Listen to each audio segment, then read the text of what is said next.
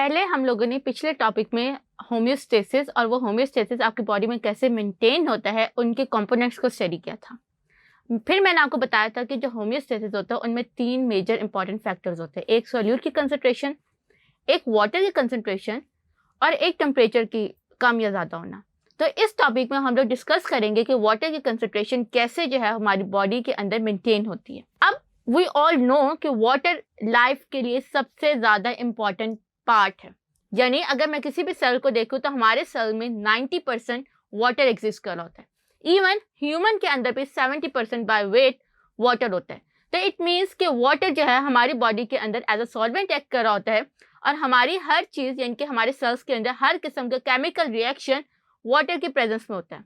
So that's why water की एक certain amount cell के अंदर लाजमी तौर पे मेंटेन होनी चाहिए, और अगर उस अमाउंट से कम या ज़्यादा होगा तो फिर हमारी सेल जो है वो अपना प्रॉपर फंक्शन मेंटेन नहीं कर सकेगा। अब हमारी बॉडी के अंदर जो वाटर होता है वो 3 तरीक़ों से मेंटेन होता है।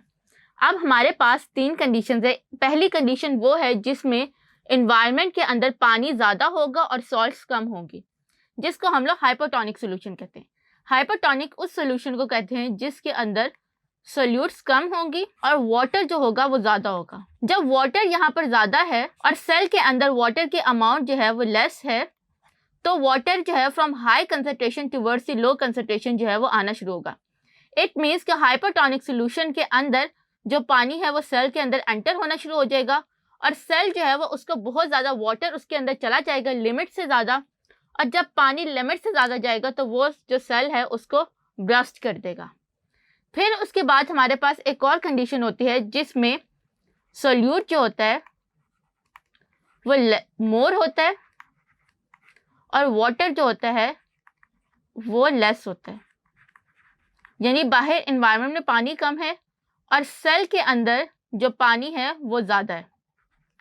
तो उस वजह से क्या होगा कि जो एक्स्ट्रा पानी है वो इन्वायरमेंट में जाना शुरू हो जाए, यानी सेल से ज़्यादा पानी इन्वायरमेंट में जाएगा। क्यों? क्योंकि पानी हमेशा हाई कंसंट्रेशन टुवर्ड्स लो करता है। जब सेल में पानी ज़्यादा है और बाहर पानी कम है, इसलिए सेल का सारा पानी जो है वो बाहर चला जाएगा और जो सेल का साइटोप्लाज्म यानी कि जिसके अंदर पानी होता है वो श्रिंक कर जाएगा, और श्रिंक करने से जो सेल का साइज़ है वो बहुत हद तक डिक्रीज़ हो जाएगा। तो उस वजह से भी जो सेल है वो अपना नॉर्मल कंडीशंस जो है वो अपना नॉर्मल काम परफॉर्म नहीं कर सकेगा। देन हमारे पास एक थर्ड कंडीशन होते हैं जो कि आइडियल कंडीशन है, इसको हम लोग कहते हैं आइसोटोनिक।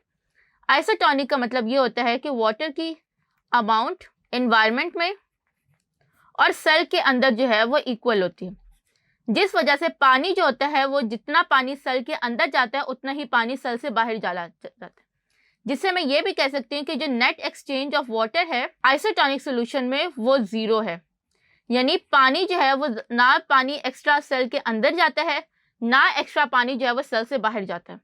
तो ये वो कंडीशन होती है आइसोटोनिक सोल्यूशन के अंदर, या आइसोटोनिक कंडीशन वो कंडीशन होती है जिसके अंदर सेल जो होता है उसके पास required amount of water present होता है और सेल अपने डेली फंक्शन जो है without any problem due to the excessive और लेस वाटर जो है वो उसे फेस नहीं करनी पड़ती और अपने वो डेली फंक्शंस जो है वो इजीली परफॉर्म कर सकते हैं। तो इस तरह से ये जो तीनों कंडीशंस होती हैं ये आपके सेल के ऊपर जो होता है वो इफेक्ट डालती हैं।